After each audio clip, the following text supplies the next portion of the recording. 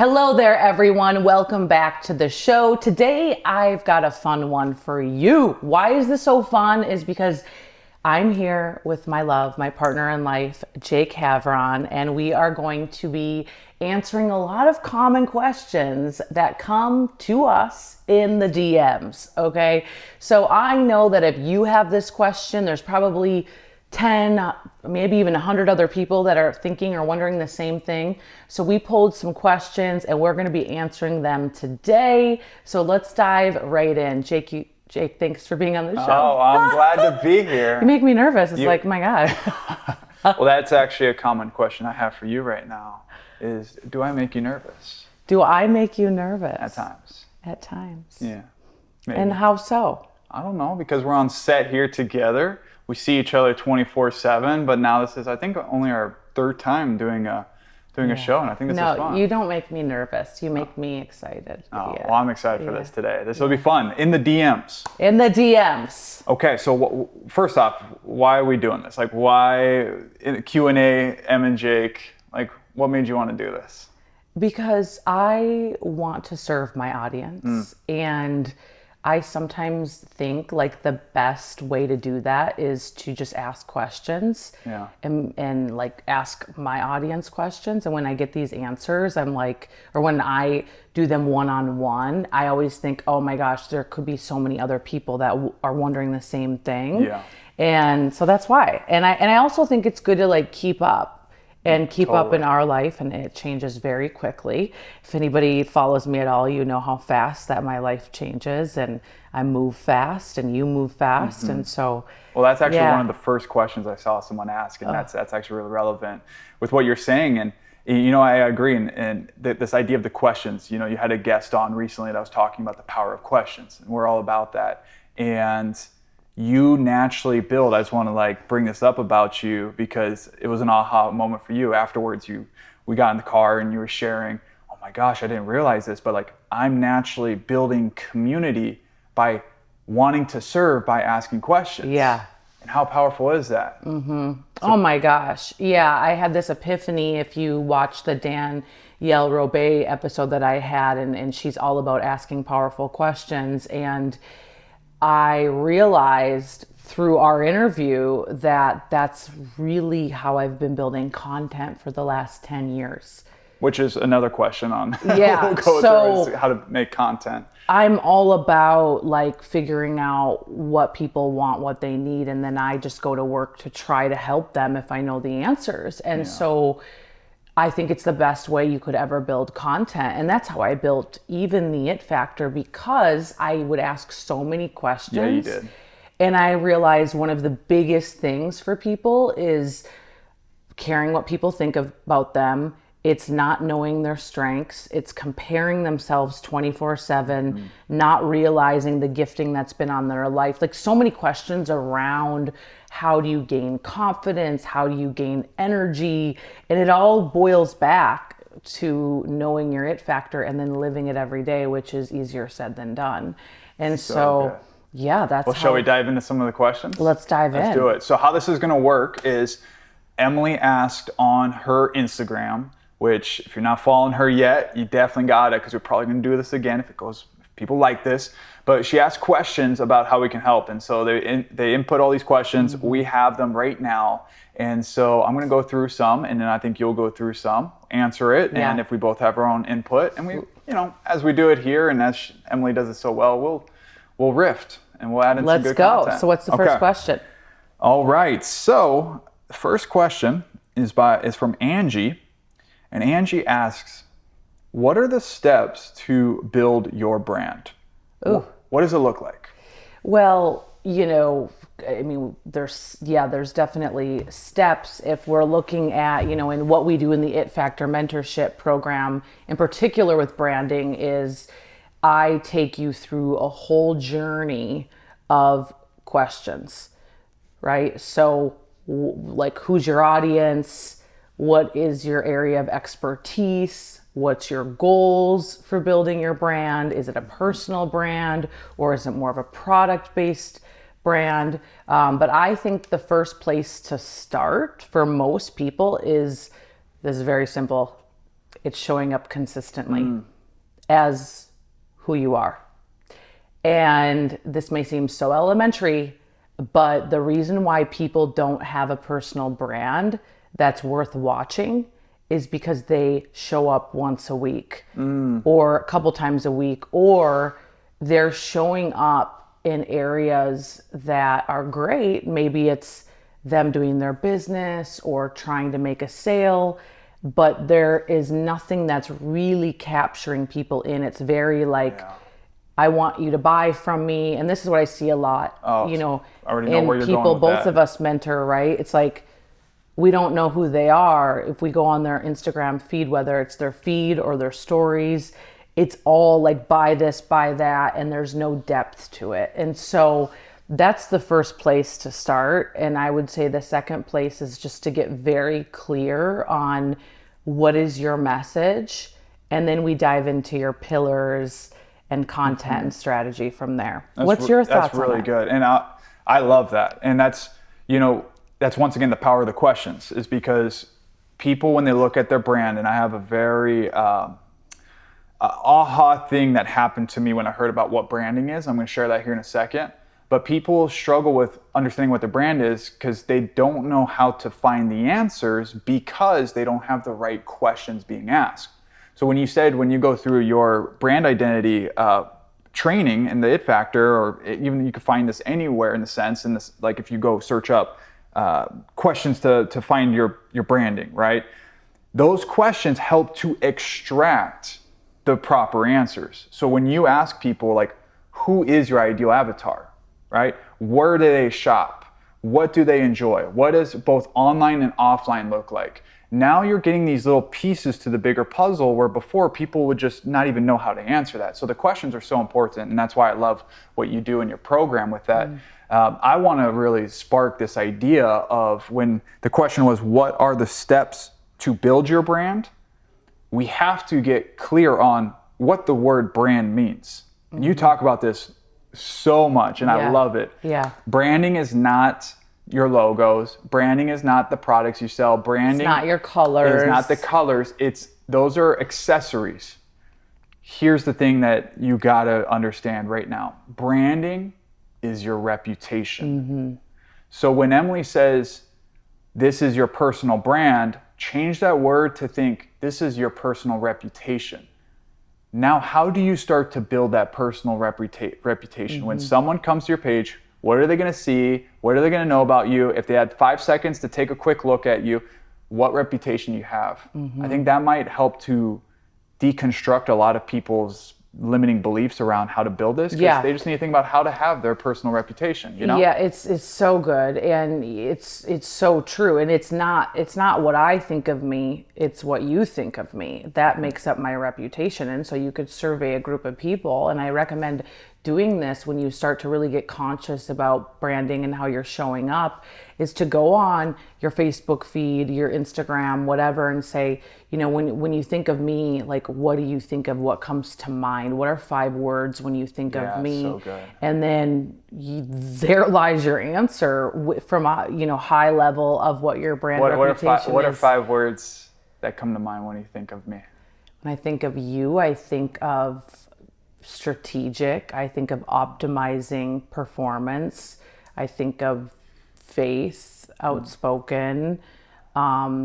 I think of a loving partner, and you know, you really show how to live that out through not even like you trying and giving tips, it's just through your example. So that's a thing, we'll get into that in a minute, like it's your example as well. It's not just what you're trying to preach, but it's actually done more by your actions. You're trying to make me blush on your own studio set. It makes your brand. And then, you know, the 5th thing I'd say, like, you're super good at, you know, keeping things clean around the house. No, I'm just kidding. I'm just kidding. Okay, that was a lot of words. I'm asking for one word. Yeah, the other word I would say is, for you, fitness. Yeah, like fitness, like health. Yeah. You know what I think of you? What? 5 words. Well, what? Elegance, class, inspiration. The class, I'd say world class, because you're world class in everything you do. I say class because classy, but I think that's more elegance.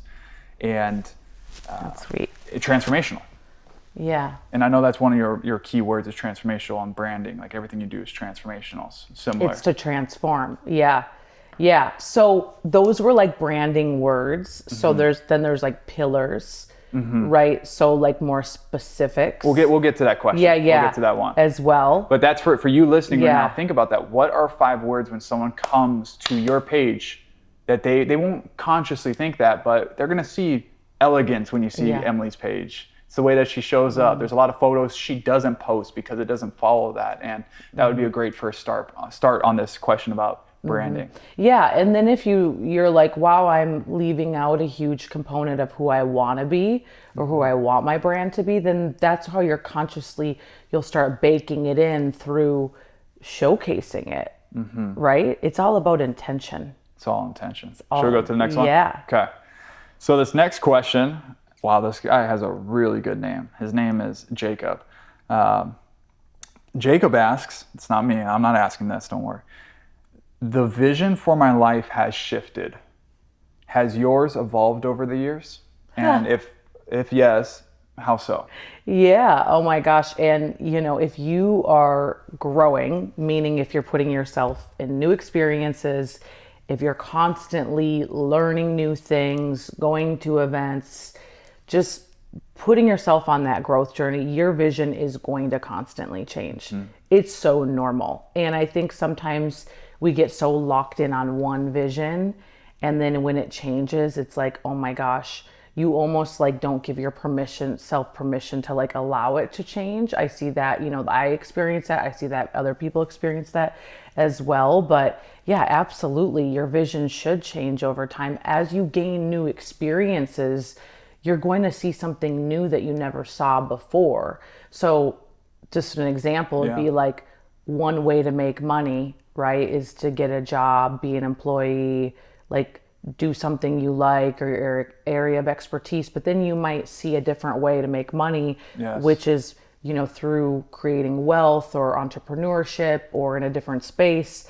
And then it's like, you can't unlearn what you've seen. And that happened to me in my first business in network marketing. Like I couldn't unlearn it. I was like, wow, this makes so much sense.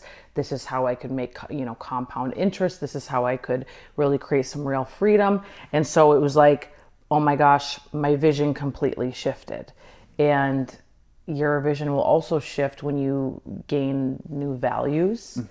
Because you maybe thought like, oh, I wanted love for these reasons, but then you grow in your values, and then you shift and go, I thought I wanted all this, and now I realize I want all this. This is actually way more important than that. Yeah. What would be a specific pivotal point for you with your vision evolving? Like describe that for people to understand. Like what comes to mind? What was the time when you were like, whoa, whether it's recent, long time ago? Yeah. In particular, I think it's the vision of It's Emily brand and this show, the podcast. How so? First it was just like, let's turn on the mic, have some fun. And then I wrote this keynote, and I realized through writing it and trying it out with people that a great deal of my vision is to free and help people understand their shame and past life experiences, and to really help people be free from that. And I didn't know that was even a thing for me until I did the deep work to write the speech, to run it through, and then to live it out myself through gaining freedom through all that with my life. Like I didn't know that was such a huge thing for me until I practiced it. And then I'm like, oh my gosh, my life has changed. Like my vision's changed. My calling has changed. And it's not like I was so far off my calling. I just got closer to the thing that I believe God is honestly pulling me towards, or pushing me towards rather. That's such a good example. Yeah. And this is why I love when we can rift, because obviously we do life together, and there's a lot of things that people just won't know if it wasn't coming from us. And people see this It Factor show, and they see the It's Emily brand, and It's Emily brand was conceived before we met. but the it factor was conceived when we were together. And they see this big grandiose thing, and you have a whole it factor talk, and you have it factor mentorship and show. But I remember when we were first figuring out, you were figuring out, we were conspiring on the idea of this, the it factor. Oh my gosh, the it factor, yes. Is there other people? Oh no, not as much. We can take it our own way. And we were like playing around with the words, and does factor is it an acronym, or how should we do this? And we were like, it feels like we were just like little like babies at that time. The idea was like a baby, especially yours. And I believe just a lot of people overlook those things and realize that this is here today because of the trial and errors, and you didn't know if you're going to run with it, then you're like, I like this, but it didn't gain traction till later. So like, I just wanted to share that because those are the moments where people overlook and think, oh, well, no, it needs to be big now or it's not going to work. And it's we got to look at it. It's like the hockey stick. It's the exponential growth. And there was a long time of the it factor from the moment of conception where there was no movement until you were putting, like you say so much, you have the little duck under the water moving its feet 1,000 miles per hour. You see the swan, but you don't see its feet. And the truth is anything worthwhile takes a little bit to gain traction. And it's like most people are never consistent long enough to actually let it see it in its glory, to be honest. It never can gain the power of the big mo, which is momentum, because it's like you just don't put it out there enough. You know, it's like optimizing influence. It's like your event. You know, it's like it's in a small scale because there's only been 2 events in person, but look how much smaller the first one was from the second. But you had to continually like beat that message through and speak about it, and it takes time to gain traction with anything. You know, and your past always sets you up for your future. So the past me showing up has set me up for my current future. So that's something to never, like, don't beat yourself up about. You know, I always tell people, like, don't ever beat yourself up about like it not popping off right away. Right. It's like, and you and I have to remind ourselves on that, like, a lot. We see big picture. We got 2 visionaries in the house. So honestly, it's not like we're not bulletproof at that. We have to be like all the time. It takes time. Like you're doing it. You're doing great, Jake. Like, we always have to give ourselves grace. Yeah. Don't we? We do. Yeah. I want to add in, and then we'll go to the next question on the vision. I like to think of this question because you beautifully answered that. I like your personal example on that. Vision is, so you got to think of vision as this. It's like, once you learn how to see, right, you pretty much, nothing changes until age comes up, and then one day, like if you have some like degenerative diseases or whatnot, like you're always able to see, right? So it's not so much changing the way you see, it's being able to adapt to what you're seeing. So we're on this this journey, and I like to see it like we're driving a car, right? No matter what car you drive or where you're at, your ability to see is the same. You might reveal whether like you have some dust in your eye, you gotta get rid of that, or there's something on the window and you gotta clear up. That's when you start to see things differently, like how you said, making different ways of income. But that's the same almost always. It's the difference is you're gonna always be in a different journey and destination, and you have to understand how to adapt on those roads, the environment, things like that. That's where vision to me speaks most is how do you know the environment you're in, what vehicle you're using at that time. So your money example, you're a smart woman, you were in the vehicle of one specific type of way of making money, and your environment was, whether maybe it was a little rough and bumpy at first, but then it got to a nicer venue, a nicer location, and all these things. So the journey always changed, but eventually you'll realize, oh, there's actually different vehicles. The vehicle I was driving right now is only going 20 miles per gallon. This other one is actually 35 miles per gallon, goes twice as fast, more efficient. It's a better looking car. So I just wanted to that visualization came to mind, because sometimes people think that they don't have the best vision, and you have to say, no, my vision is great. I just need to know how to better adapt to the environment around me. Because if you're a driver and you know how you've been on a road 100 times, or you're on a new road you've never driven before, guess what? You have things like Waze or Google Maps to guide you and direct you to be the most efficient. So think about who is that person, that thing, that mentorship, that guidance that can be that Google Maps for you. So even if you're on a new road for the first time, you can adapt to it quicker and go further. So basically what you're saying is to be resourceful. Be resourceful and be adaptive. Adaptive. So like you have the same vision. Yes. But it's like, okay, this isn't working, so I need to like pivot and be resourceful. Being able to pivot. Yeah. So is this way better than yours? No. Is yours better than mine? No. It's just different ways to look at it, because sometimes, and you talk so well on this, sometimes people have to have grace on themselves, and you could feel like I don't have the best vision compared to them. It's like, no, we all have the same vision. Some of us might be 2020s, some might be 2013, but the ones that are better at knowing and seeing their vision is because they can know and see what's around them and be resourceful to get there quicker. Yeah. Well, it's like you don't see obstacles, you see opportunities. Yeah.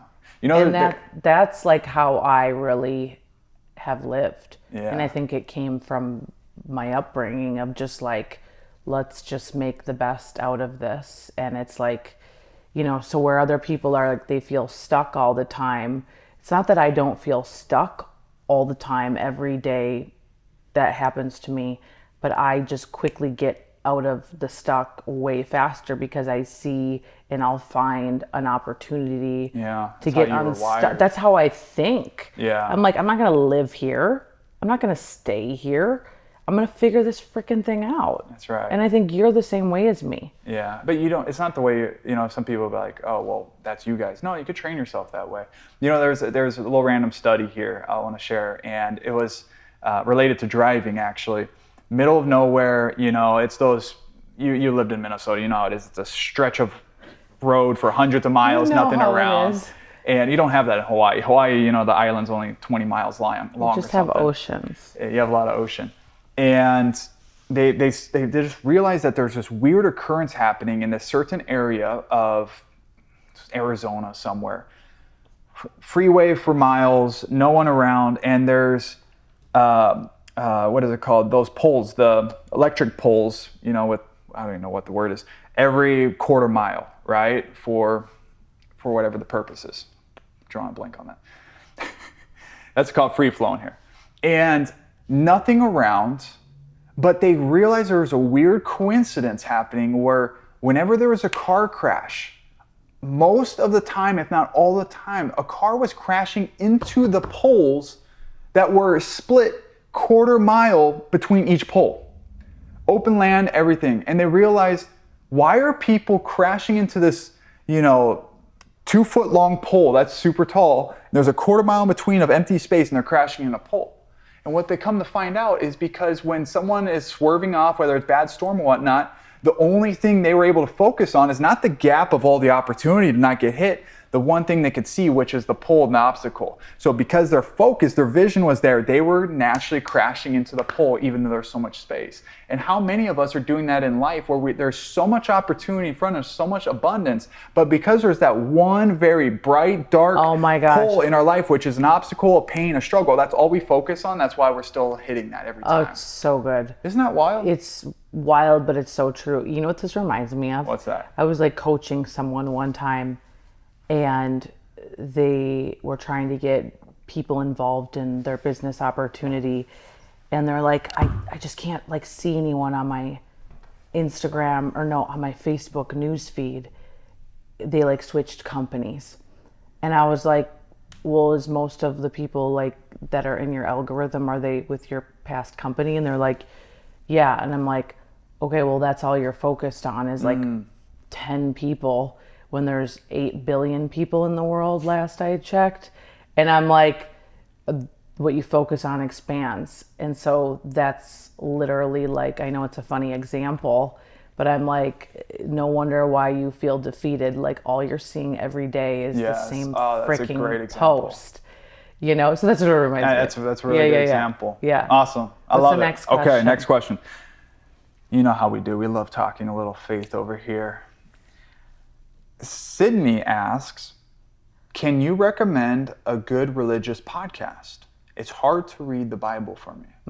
So maybe a podcast or book or some sort of resource if the podcast doesn't come to mind. But a good religious, let's say good, even expand on that, good faith-based or spiritual, even though spiritual can go many different ways. Yeah. What would you recommend? Well, there's different components, and normally if there's an author, the author usually has a podcast as well. So like Joyce Meyer, which is, you should read The Battlefield of the Mind. It's a really good book. Any of her books, she has daily devotionals. You've been diving into that book, haven't you? So good. Yeah, Talking about spiritual strongholds, the whole thing. So Joyce, though, actually, she has the Bible that we read. Yeah. And it's still the Bible, but she breaks it down. So we can link that up here in the show notes. It's so good. But she also has a podcast. And she also has, many things you can digest with her. So she's great. Why do you love Joyce? Like for people that don't know who she is. She just makes it not complicated. She takes like the human experience and God, and then she puts it together.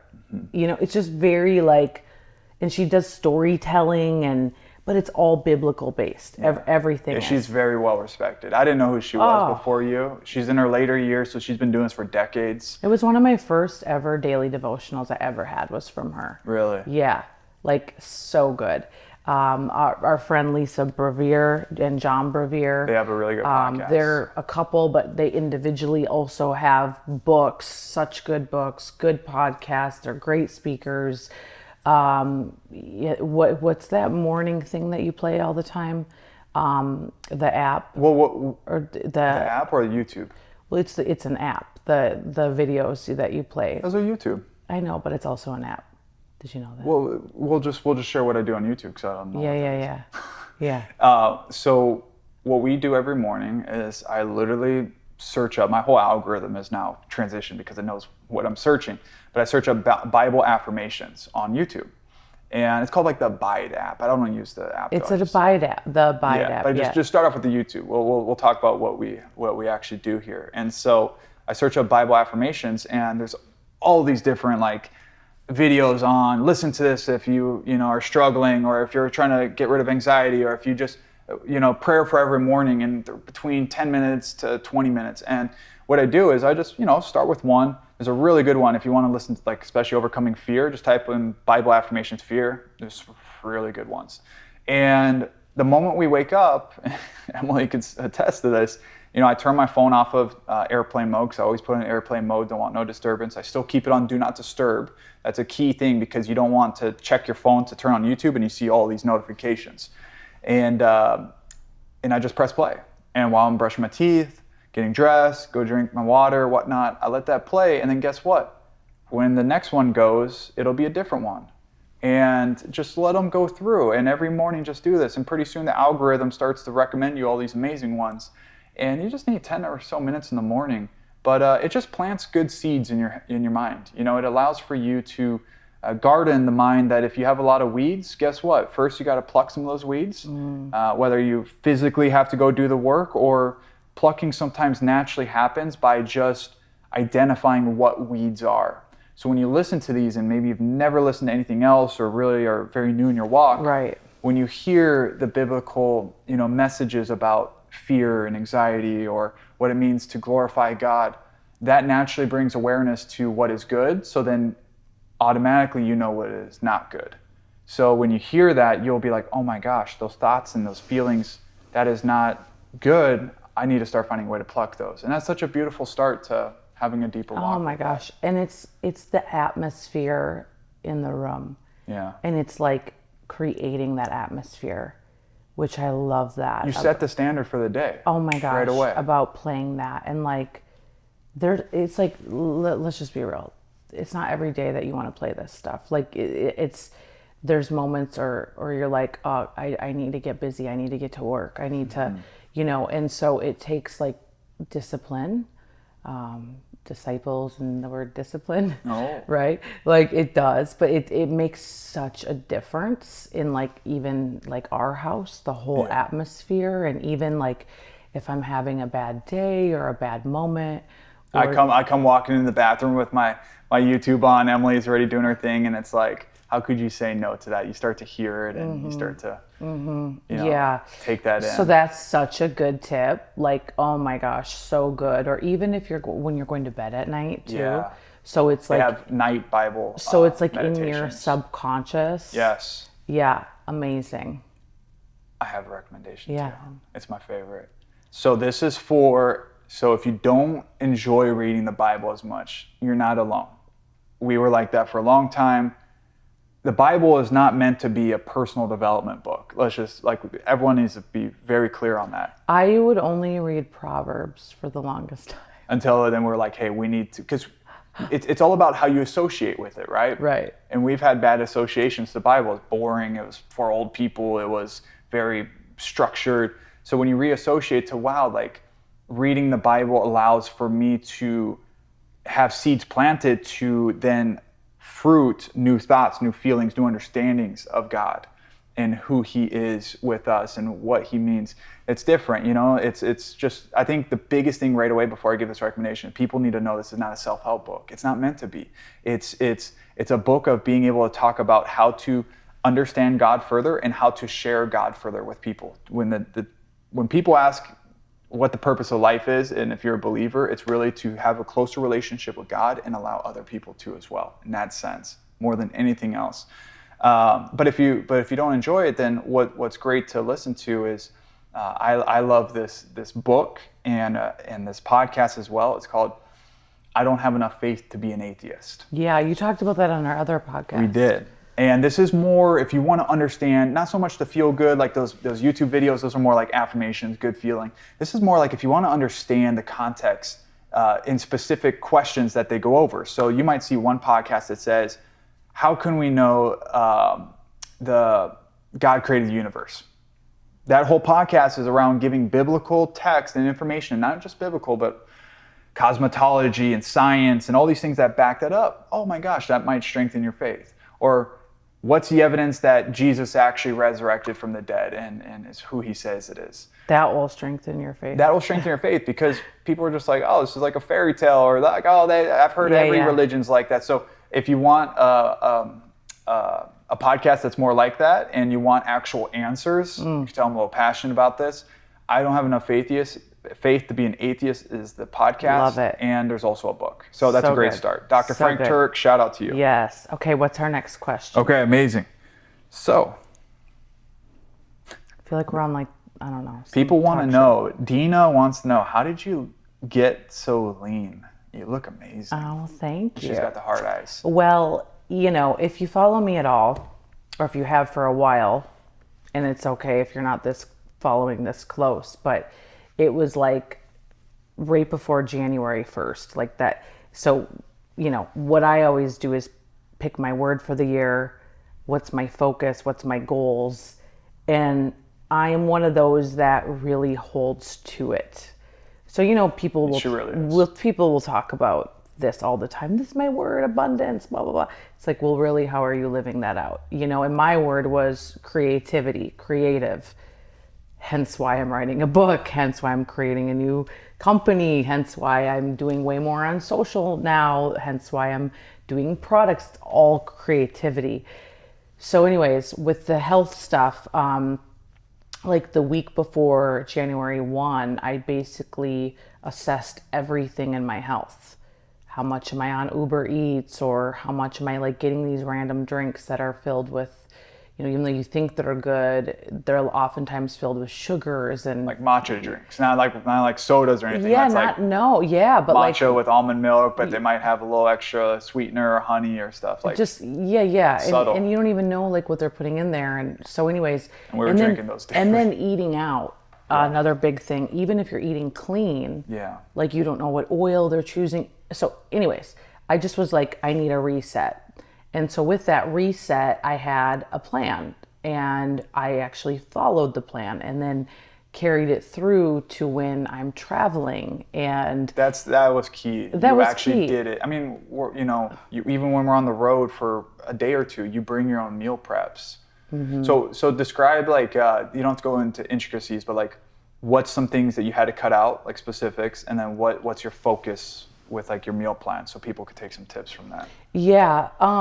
For me, the biggest thing cutting out was eating out, whether it's at the restaurant or ordering it, and then cooking my own food, like major. And then I'm actually eating more now than I ate before. Like I'm eating more protein. I'm eating earlier in the day. I'm eating way more fruit, more. That's a huge thing for Emily, especially, men were like, oh yeah, protein, but Emily was under eating a lot of protein and your body actually changed in a good way. You got tighter, you got leaner. It's not like you put on muscle mass. That's what the common misconception, but you eat at least, eats at least 30 grams of protein per meal. Oh yeah. Which is like whether it's 2 fish fillets, it's, you like your lean beef, turkey, chicken. It's at least 30 grams per meal. Yeah. And that's key though. Yeah. Like people need to understand. Yeah. So what happened is, and we both love intermittent fasting, but I was like extending my fast so long that like I wouldn't eat until 3, sometimes even, like, because I can, right? And I started to eat way earlier in the day, and then but what I eat is more protein, and so that has really changed the game for me. What's some other tips about your eating, like little hacks? I mean, I'm in love with the air fryer. Yeah. Yeah, I mean, like literally it feels like every other day, every 3 days I'm getting fresh veggies. You snack on a lot of berries. I snack on a lot of berries. That's like your main fruits because the glycemic index keeps it very low. Yeah, I love it. What's your favorite berry? Raspberries. She's a raspberry queen. I think one of the biggest things that like is so underlooked for some people, but for me, it's like sleeping.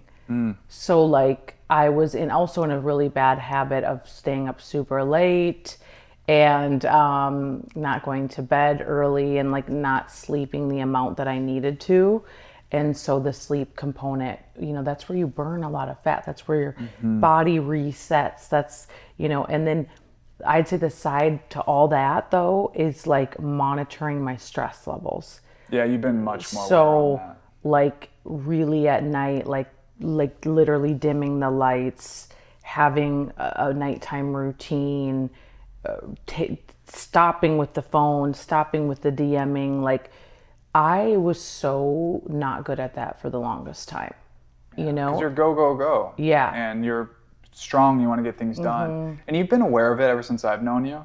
But when you did this decision to change your health and optimize it, you really become much more aware on that. I'm over here, like I usually stay up late, and that's not usually a good thing for her because, it causes some friction in that sense. But you started to take ownership of, what? Just let Jake do his thing, and I'm gonna still calm down. You get in a hot tub, you play your music. Like my circadian rhythm or whatever, or my working style, like I don't do good late at night. My brain shuts off. Like it wants to do something else. My feminine overtakes, and I don't want to, and so it's really like learning. And I did an episode a while back on this, if you're a morning lark or a night owl, or, the different styles of how we're all operating even through a cellular level. But like for me, I don't do well late at night. And so it's like, why am I trying to force myself at 6 or 7 o'clock on the computer? Like that's why theming your days is so essential for your energy style and your working style. So that's a huge component. I know the question was, how'd you get so lean and fit? That is a huge part of it. Huge. Yeah. Because your workouts stayed pretty similar, or even actually a little less at times, just because of being busy. Yeah. But you got leaner because of that. Yeah. Some other hacks, because I want to give hacks. Yeah. Right, for her is, and both of us, but for her in specific is, we don't cook with any oil. Like when we cook our meat, which is multiple times a day, and a lot of it, we use the organic olive oil spray. You get that from Amazon. It basically makes it 0 calories. Is there a couple calories in there? Of course, because it's actual oil still. But you have to make sure that's organic and it's olive oil. And you also have to make sure, this is just a little pro tips, because I know if you're listening and you want this, you want to know this. Make sure there's no expeller. There's no expellerant, I think that's what it's called, which basically means that it's like the propulsion that they use also in spray cans. So we were using one time this coconut oil one, and it seems good. It was like organic or whatnot, Wow. but there's expellants, if that's the right word. And I was like, that's unnecessary, and that's actually toxic in the sense. It's like chemicals. So there's ones that have none of that, and there's an organic olive oil one, 100% organic, and it's just olive oil. If you're using canola oil in any sense, safflower oil in any sense, I get it. There's some snacks out there that you might have once in a while and it has safflower oil, fine. Yeah. But if you're cooking with that daily, big no-no. So that's number one. That helps save thousands of calories a week. And then also the water, drinking 20 ounces of water right in the morning, like before anything else, before any coffee, whatnot. With lemon or lime? With lemon or lime, that's great. And what that does is that you got to think of yourself. You've been sleeping for 8 hours, some of you 6, 7, maybe more. And I need 8 your hours. body has not had a single thing in it. It is completely dehydrated. Yeah. And so your internal organs are dehydrated. They're not as they don't work as effectively. And so you got to think of your body as like a piping system. Like when you drink the 20 ounces water, it's like almost like you're drinking like that pipe cleaner that you put in the sink to get rid of junk in there to clean it out. It's the same thing. That water flushes everything. So not only do you have better bowel movements, which is super important, but you're hyperhydrating your internal organs, which means that you're going to burn more fat, you're going to burn more calories. There's actually a study that was done that drinking at least 20 ounces of water right in the morning, within like the first, let's say 10 minutes of waking up, you're burning up to 16% more calories just from drinking that water. Well, come on. Like, if I told you could drink water and burn more calories, like, wouldn't you want to do that? Well, that's the case. It has to be 20 ounces. So I just wanted to give those tacticals because you're very, very structured in that sense, and it's a big part of why you look amazing 24/7. Yeah, so, you're sweet. Yeah. Oh, what's the next question? Okay. We're kind of like all over the place, but I love it. This is good. Has this been good? It's been good. Okay, this one's a good one. Let's talk about speaking. How do you remember, Nicole asks, how do you remember everything you want to say while speaking or presenting? Well, you always don't. No, I'm just kidding. Well, it really depends. Like if you're doing a keynote, it should be in you and it should be practiced and you should know your content. But for me, I always know my first opening line, knowing, my first story, my intro, my 3 main points, or however many it is, 3 to 4 to 5, and then what's my conclusion. And so, you really want to think of it like, at least I do. It's like I'm skiing and these are my little mile markers. Yeah, so good. And as long as I know my mile marker, the point, I can stick it, hit it, kill it, got it, but the way I get there might be a little fluid based on the room, based on how I'm feeling, what the spirit wants me to say, which is a whole different component of speaking, right? And another really good helpful tip is to have slides. So if you feel like, oh my gosh, I'm forgetting, having slides changes the game. Can you have too many slides though? You can have way too many slides, which I've done a lot of. Doesn't look good. Way too many slides, or it's just too much content, and then nobody remembers anything because you feel like you're just trying to get through the slides. Well, you just keep reading the slide instead of speaking. Well, we've all been in those presentations where it's like, I got to get through the slides, and it's like, oh, that's the biggest no-no. It's like you should. We'll just skip these. These aren't as important. You should have just hid those 10 slides, or even having like if you have the ability to have a confidence monitor, or oh my gosh, if it's on a Facebook Live or in the house, just get a big Post-it. Even for the longest time, like when I'd film YouTube videos or do, Facebook Lives or Instagram Lives, I would just put like the big giant Post-it note, and I would put the notes on that. So at least when I would glance up, I could see the key points. Yeah. And then, so I would say that those are like key ways to remember, and then just like repetition and practice and practice and practice. And it really depends. Like for me, I've given talks, but I haven't given the same talk twice. Like And that's like, I'm excited to be able to do that with my new keynote, but I've given it like once, and then that's the way it happened, right? So I think the more you do something like an opportunity or a sales pitch presentation, the more you do it. Like, I could do my opportunity presentation with my eyes closed because I did it literally so many times. Do you have any tips on that? Yeah. Well, you really highlighted the majority of what is needed. Is number one is what she said is you got to know your first sentence, like, because that's usually where the most pressure and nerves are for a speaker. If you're a speaker, I'm sure you could relate. So being able to have that verbatim written out, so it's the same thing every time, right? Everything else could change, but having that first line. So like for me, how it works is, and I went with teach this in the It Factor, I like to create speaking content, is if someone introduces you, let's say Emily brought me onto her stage and it was the first time me speaking to this audience. The audience doesn't know who I am, and I don't care if it's 5 people, 2 people, whether it's a business opportunity or it's your keynote speaker and you're speaking to thousands.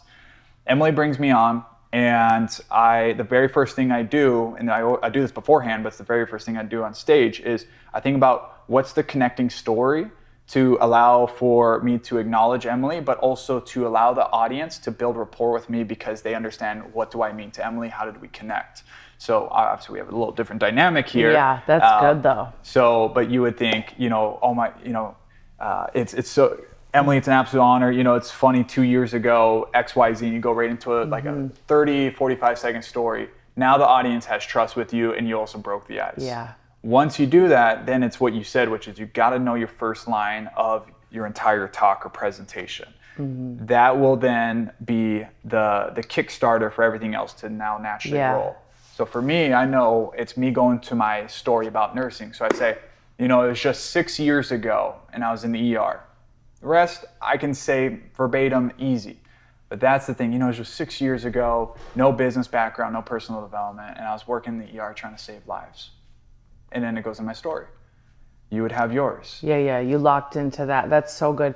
In the It Factor mentorship, we really like dive in personal branding, selling, and then speaking.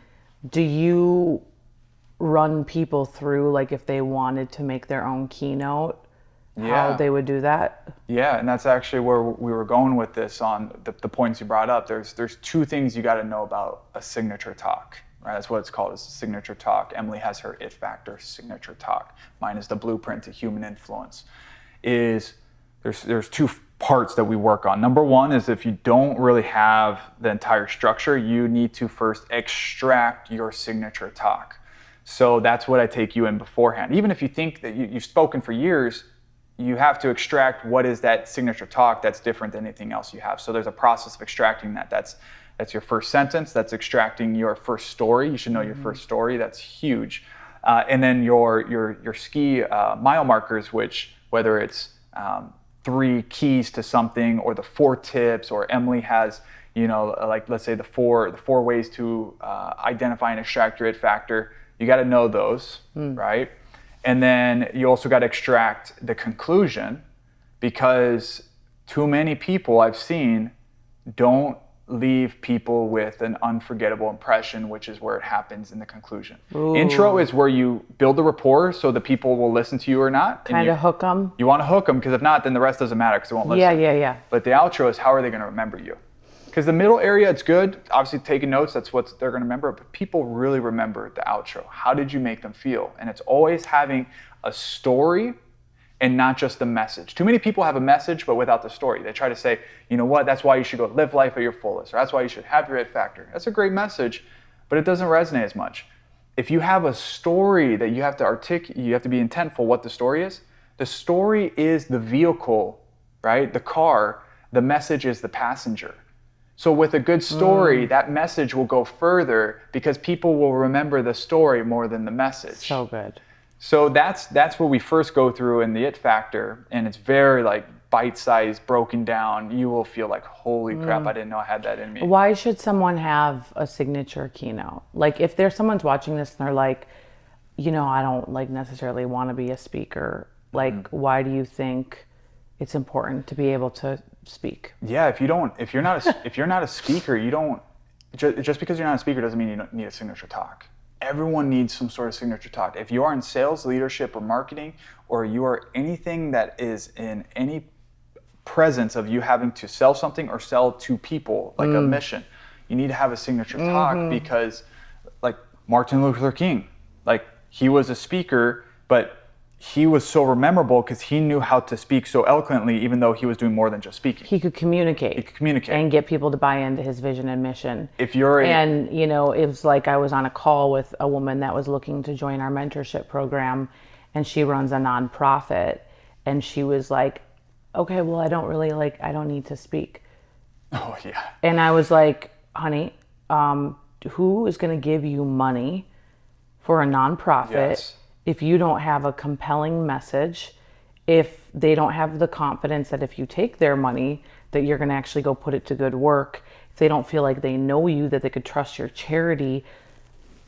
I'm like, no. I know you're saying you don't want to be a speaker, but you actually, like, how much is this mission important to you? And she's like, it's everything. It's my life. It's my work. Like, it's my husband passed away, and I'm doing this in remembrance of his name. And I'm like, then you need to learn how to speak. You totally do. So I think it's just a mind shift for people. That's how I fell into speaking, by the way, is because I wanted to create a better life for myself. I didn't like wake up and say, I want to speak. You were selling an opportunity to people, whether it's 2 or 5, you were selling about the product's opportunity. And I had to be the best at it because I needed to influence people to join me. So if you're in sales, like you're selling products or service. Huge. If you are in any type of leadership role, it doesn't mean you have to be the leader at the top. You could be a leader of people within a company. Or even if you are just personal branding, you're on a podcast or stuff or such, you need to have a signature talk, or at least a structure of that, because people need to know you for one thing, and then the rest they will know you after. If you don't get one specific thing they know, which is your signature talk or your signature presentation, this could also be molded into a presentation, like your opportunity talks, then they're gonna not be as moved as much. And you know, because there's a lot of network marketers that listen to this, you need to be able to stand in front of the room and nail your presentation. And if you're avoiding that, you're avoiding speaking, and you're going to limit yourself. You're completely limiting your leadership. No one is going to stand in front of the room if you don't. You're eliminating so much. It's everything. And then what also is a huge part of it, it can help you in your personal branding, like immensely. And even if you have like a message you want to bring, it's like, well, then we can take that and make it your personal brand. And so this is all the stuff we do in our mentorship. But I think people, again, if you have a limiting mindset, it's like you just think, well, I'm not going to go be a keynote speaker. So they like discount themselves, and it's like, no. You need to be able to communicate. Can I share a quick story on this? Yeah. I think this will resonate with a lot of people, and then we'll get back into this. I didn't think I would be a speaker. For those that not many know this story, I didn't think I was going to be a speaker. I was doing online training health-wise. This was back in 2019. And I was doing a little bit of business consulting at the time. I wasn't full-time. And I didn't have this mindset. But I did have a mindset of yes mentality. If it seems like it could be a great opportunity and I could get something out of this in the way for the bigger purpose, why not? And so I got invited to this very exclusive speaking workshop, only like 15 people. My good buddy, Nick Santanastasso, world-renowned speaker, he was going there to refine his craft. I didn't even have a talk. I would just talk to sell some stuff. I would never speak. I didn't think that was for me until 5 years from now. That was my thought at the time. But my understanding was if I go there, I'll make great relationships. I could have this in my pocket for later, this signature talk, whatever that means. And I had a little bit of FOMO as well. I was like, I don't want to miss out on this. It's my good buddy. There's great people. Let's do this.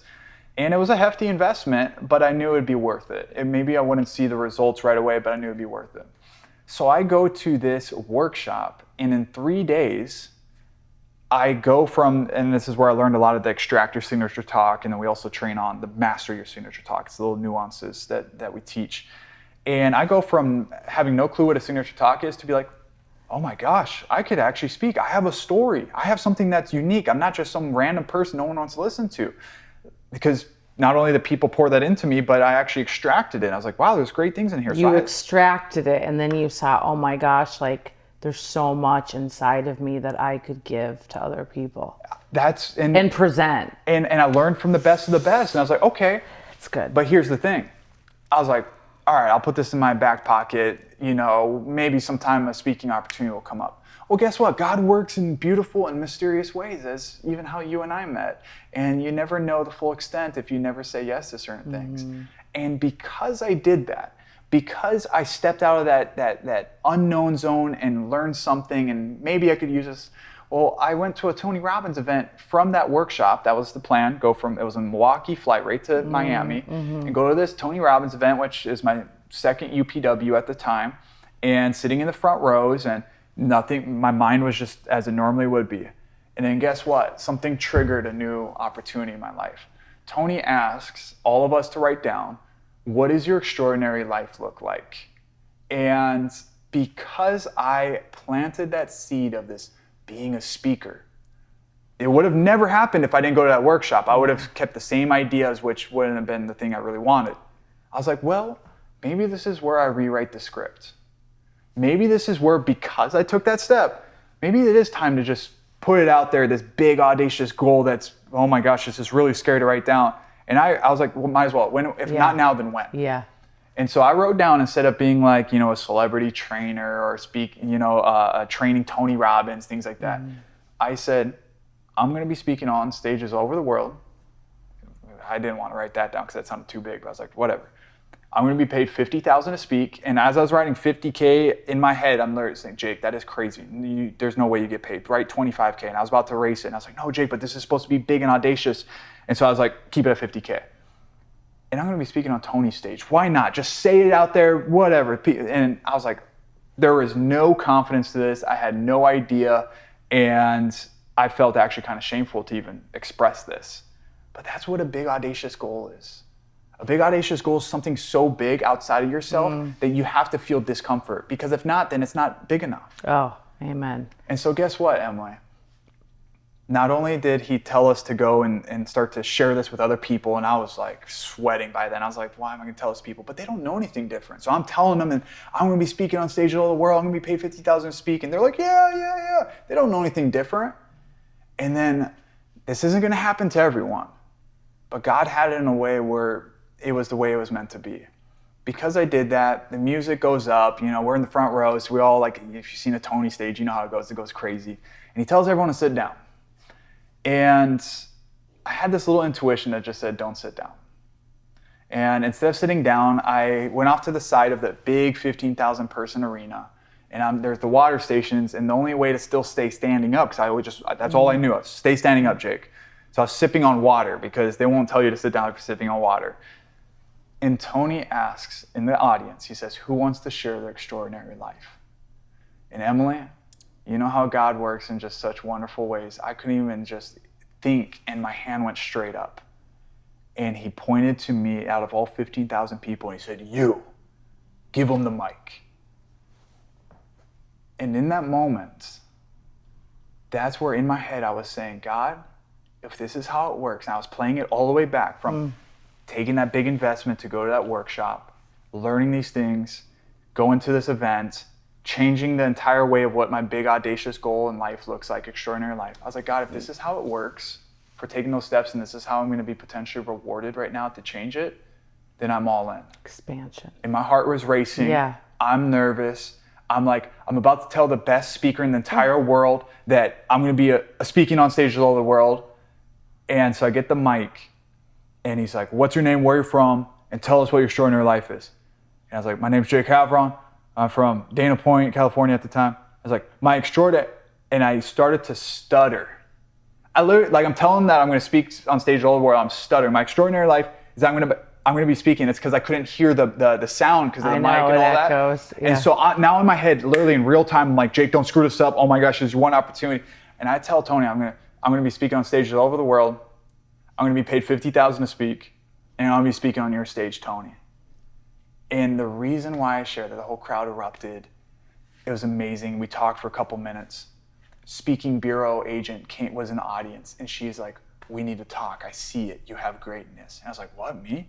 He's like, yeah, let's set up a call. I have some opportunities for you. Oh my gosh. From not even seeing I was going to be a speaker a couple days ago. Why do I share that story? Because there's someone listening right now that feels like they're not qualified yet to step in that next level. And it might not just be speaking. It might be building their personal brand. It might be becoming a high-ticket closer or being their own coach. You don't wait for the opportunity to come to you. You go create the opportunity and get there. And the thing that I always try to live by at my absolute best is called ready, fire, and then aim. Yeah. Because too many people are ready, aim. I'm going to wait. I'm going to hope that this comes to me. I'm going to make sure that a couple more years, and then it's gone. Yeah. So good. So I just wanted to share that because so true. That's anyone could be a speaker if they really have their mindset to it, because the uniqueness within you, the it factor, is only yours. Yeah. It's so good. There's like 500 lessons in that one story. Like so many lessons to it. The one that really stands out is like speaking it into existence, and like almost like, and I've done this so many times, where even with the getting healthy thing and the creative thing and the my book and the show and everything in my life, I always put it out there, so then I create accountability. Yeah, you do. And then it's like my brand standard. So I'm always like, hey, like, here's what I'm doing. And I'm doing it for a couple of reasons. Number one, to bring people on the journey with me. But number two, it like very much holds accountability and a standard. And, you know, number three, it's like by speaking it out, like the power of your tongue. Yes. I mean, it's like you just create a whole new wavelength and even a rewiring in your brain. And when you start to put out a path to make stuff happen.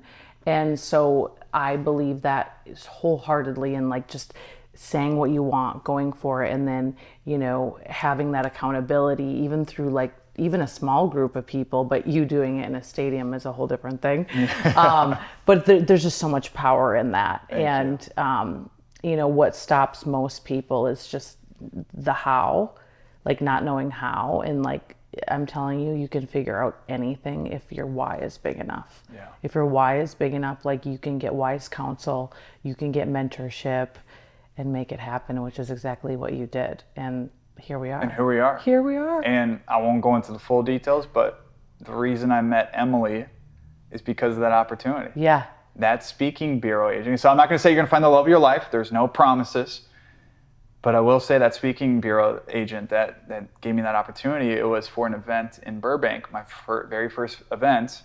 Who am I to have this event next to Brian Tracy, living legend, personal development, Mark Victor Hansen, Robert Herjavec from Shark Tank? Mm-hmm. Who am I? That's all I was thinking about. But I was like, Jake, just go do it. You earned this. Right. And guess what? That event is where I also got introduced and first met this beautiful woman right here who's been speaking for a decade at the time.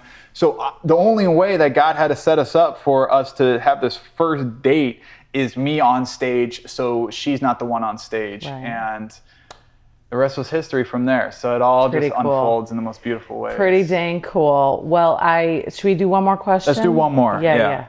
Nicole also asks, are you nervous before speaking?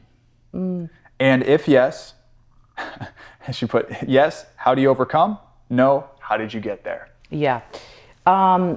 Yes, the answer is yes. And I've always been nervous before I speak, but it's the type of nervousness has changed. So it's more of like a nervous excitement. I'm excited.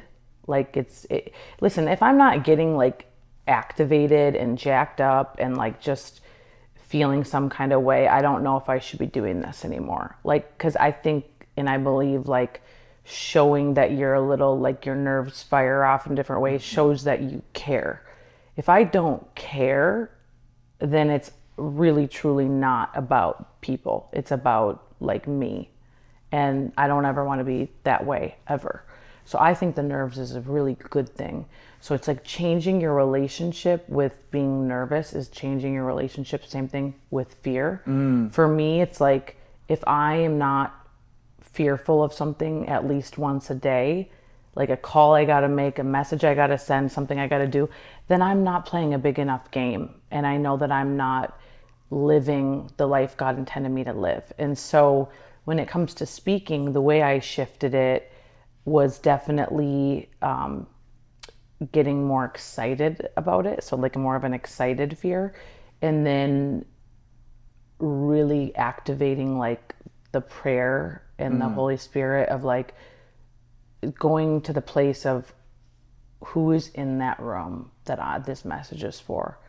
And like, what do you want me to say? And it's all about them. And I'm just like this random tool that's going to deliver it to them. I'm the random messenger. And so that's what helps so much, is you don't make it about yourself. When you're so about yourself, it's going to, like, fear could take over. But when you have trust and it's about them, it's a whole different thing. And that's why I've been able to do kind of different things on stage, or I literally am very like myself. I really don't care. Again, it's like, because it's not even about me, it's about the message. And so it's like, I'm not having to perform for anybody, you know? What do you mean by you activate the Holy Spirit?